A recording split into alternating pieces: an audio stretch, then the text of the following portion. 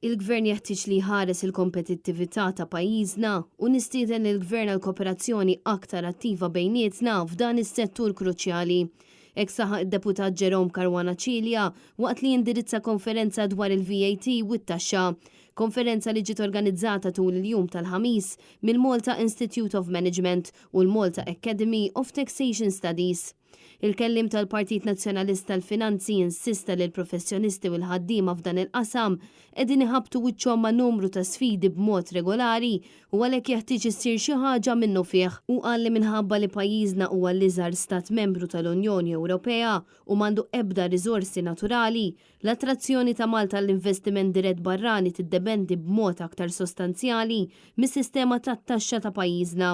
Għalhekk il-Partit Nazzjonalista jappoġġja kull miżura li l-Gvern jista' jieħu b'mod speċjali fuq livell Ewropew u dak internazzjonali biex iħares il-kompetittività ta' pajjiżna u biex jassigura li l-istituzzjonijiet rilevanti jieħdu in konsiderazzjoni ċirkostanzi speċifiċi ta' Malta.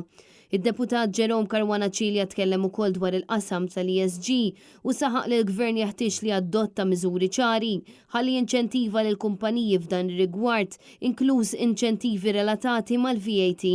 U appella lil Gvern biex jikkonsulta aktar mal-Oppożizzjoni, partikolarment fir-rigward ta' emendi leġislattivi li se jkunu proposti u anke pożizzjonijiet li qed jiġu ppreżentati fuq livell Ewropew u internazzjonali.